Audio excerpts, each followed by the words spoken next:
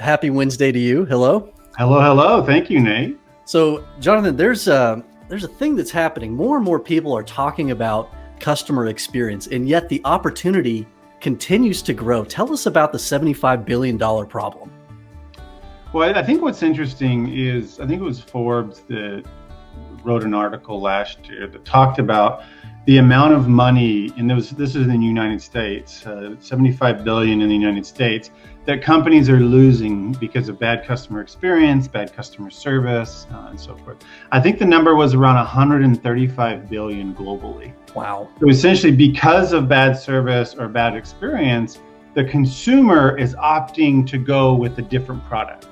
And so they're losing those customers and kind of that revenue. And it's a huge problem. I don't think it's a new problem. I think those are new numbers that are talking about a problem that we've seen mature over the last kind of 25 to 30 years as consumers' behaviors have changed, as what they want, what they desire, how they want to be engaged has changed. And then you overlay technology change, product changes, and then just general understanding of their rights as a consumer with products and the power that they have with their wallet. And so you're seeing this all kind of come to fruition. And so you see all these amazing companies that talk about CX now that didn't necessarily talk about it, but you're starting to see this come to fruition now, in large part because what you have is you have a lot of companies that are delivering similar type products. And so then what you see is that servicing and the way that you service, how you look at the overall experience, the journey that a customer takes inside of a product or inside of an engagement starts to really matter. And some of the analysis that we've done based off of engagements that we've had with kind of Fortune 10 companies and even some smaller companies is that service, best-in-class customer service and experience, when you look at it end to end, can protect anywhere from 5 to 10% of that revenue. So you can imagine if you have a business that is making $100 billion a year, best-in-class service can protect $5 to $10 billion of that, and that's a game changer when you consider that business to their competitors and so forth. And so that's why you're starting to see people really focus on the amount of money that's being lost because of bad experience. Incredible. So the problem has been there. It's been incubating. That's right. But now it's rising to the surface. That's and right. You and Scott McCabe have come up with a new way to approach this problem and enter in Officium Labs. So tell us about how Officium got started and why now? Yeah, it's a great question. So one of the things that I noticed kind of 5 or 10 years ago when I worked in Europe was this interesting staffing model that Microsoft had at the time. And so you'd have these distributed teams where they're almost already kind of decentralized because they're not in a centralized location. Now, these teams were ostensibly in headquarter buildings in each of these countries, but what I noticed was a lot of the workers were just working from home. Wow. They weren't going into the office very often. So I started to do a little bit of research into this kind of behavior of, are people interested into working from home more often? And why would they choose to work from home versus being in the office environment? And so being in that kind of work environment for 5 years, I started to see the benefits, the flexibility that it offers the worker. I moved back to the States, and the next couple of jobs that I took did not have that work from home philosophy. I was in the office 5 days a week. And for me as a professional, it didn't work. Yeah. I love the companies, they were great companies, but it didn't work. So in one of the companies that I was working in, one of the latest ones, I thought about this concept of, hey, what if we build kind of a fleet of customer service workers, decentralized, distributed, like we did at Microsoft, right? And so that's what I did. So I did it. We launched 1,600 workers in this network for the company that I worked with. And they did an amazing job of delivering just-in-time, customer service. So fast forward, a few companies later with Forte Labs, and me and the CEO had a conversation, Kevin Chu, and we were talking about how to build a decentralized, distributed customer service, customer experience team. And I said, hey, Kevin, I've done this before.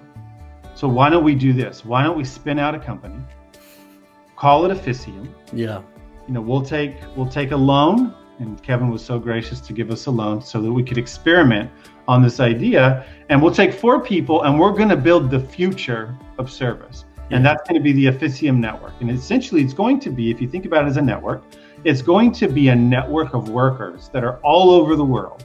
And we're going to connect those workers to clients. So we'll call those workers nodes in the network, to clients, which we'll call hubs. Mm-hmm. And those hubs we'll call demand.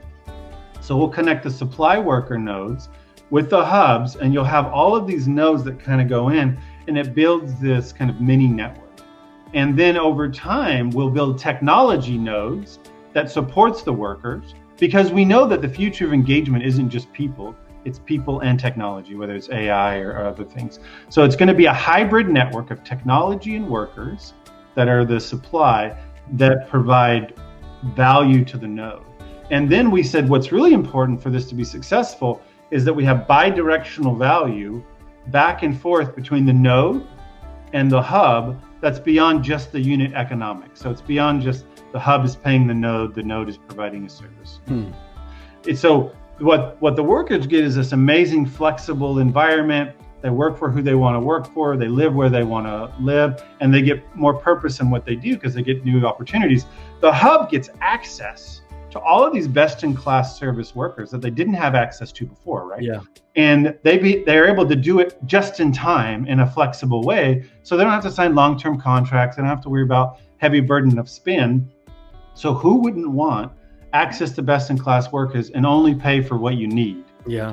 Capability. So that's where we came up with the Officium network, Scott and I walking through the streets of San Francisco. And we went out and we said, let's just try this for 18 months and let's see what happens. And so we're 18 months later.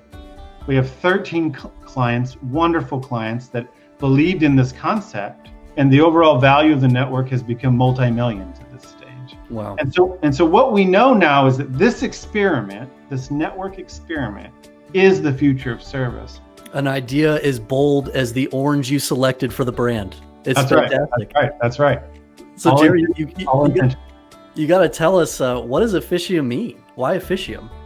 So Officium is Latin for service or to serve. And so part of the Officium vision isn't just to build a business that could be $1 billion business, $1 billion network that has bidirectional value.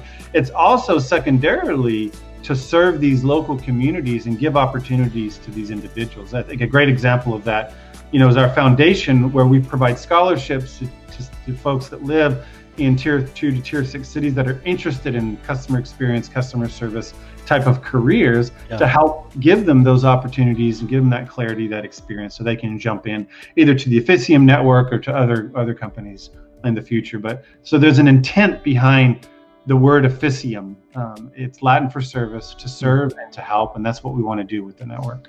Love it. Well, what a vision. What an incredible year and a half it's been. Yeah, it's been crazy. And it's been awesome. Not only the workers that have joined the company or joined the network that believed in this, but the investors that believed in us, the clients that believed in us. It's been the trifecta of success. When you have people that believe in what you're doing, and then you can deliver value back to them in a meaningful way, then it does that thing where you protect the 85 billion. It does that thing where clients want to continue to work with you. Oh, it's just been an awesome year for me. I've loved being a node, and I just can't wait to see where this cool organization continues to go. So thank you, Jonathan. Thank you, Scott, for creating it. And please follow along for everybody out there. Follow along with us. Subscribe to our blog, and a lot of great things coming. So thank you. No, thank you for the time, and thanks for everyone for watching our little Why We Created Officium.